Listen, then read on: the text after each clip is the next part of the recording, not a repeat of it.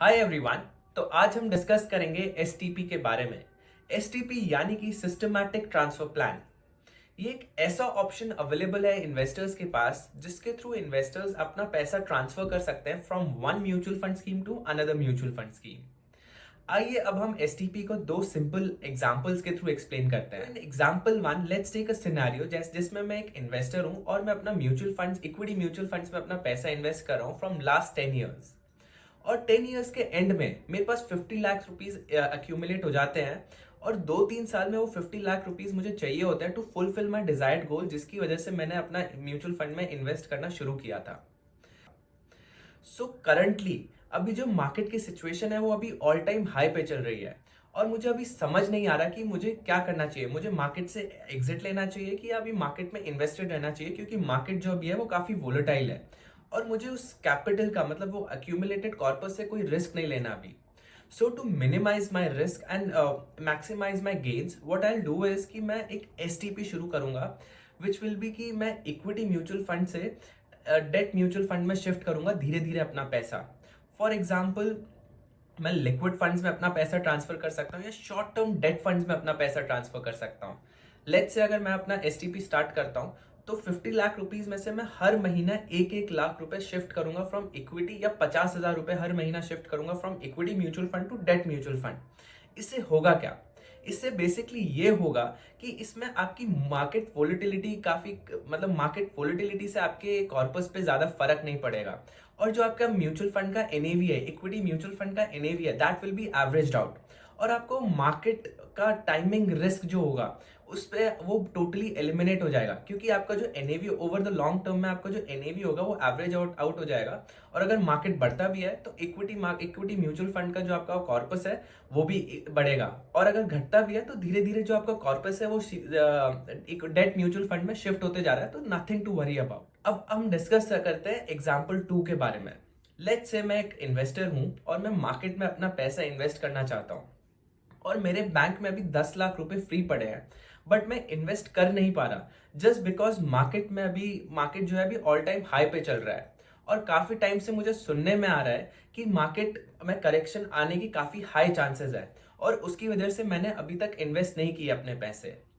And अब मुझे समझ नहीं आ रहा कि मुझे क्या करना चाहिए सिचुएशन में, क्योंकि जब भी मैं मार्केट देखता हूँ तो मार्केट और हमेशा एक नया नया हाई बनाती जा रही है। इस सिनेरियो में मेरे एक फ्रेंड ने मुझे हेल्प करी और उसने मुझे बोला to minimise my risk what I should do is कि मैं डेट, जो मेरा 10 लाख रुपए है, बेसिकली जो फ्री कॉर्पस मेरा बैंक अकाउंट में पड़ा है, वो मुझे इन्वेस्ट करना चाहिए डेट म्यूचुअल फंड में।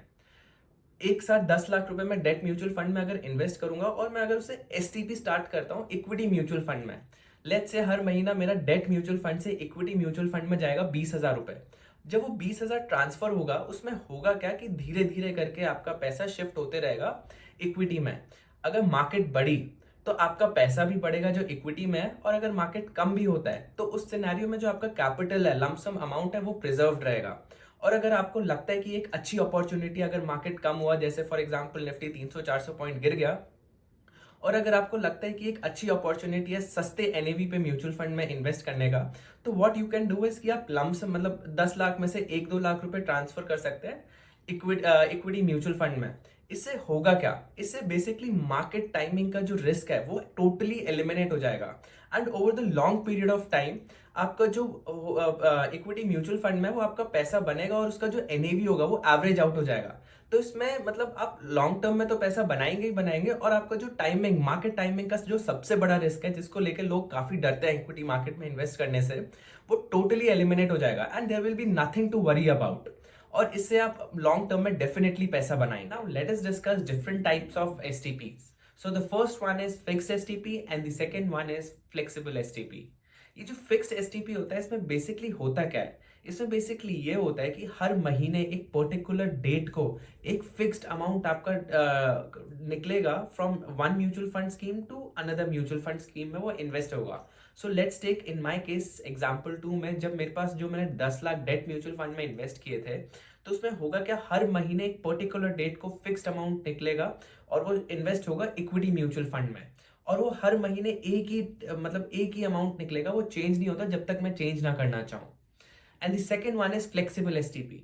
फ्लेक्सिबल एसटीपी में बेसिकली ये होता है, अगर मैं आपको एक सिंपल लैंग्वेज में बताऊं तो बाय ऑन द डिप होता है इसमें बेसिकली।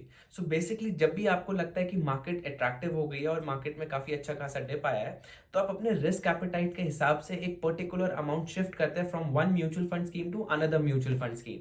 लेट्स से उस 10 लाख वाले केस वाले एग्जाम्पल में, उसमें फॉर एग्जाम्पल अगर निफ्टी 300-400 पॉइंट करेक्ट होता है तो उसमें से मैं 3-4 लाख शिफ्ट करूंगा from debt mutual fund to equity mutual fund.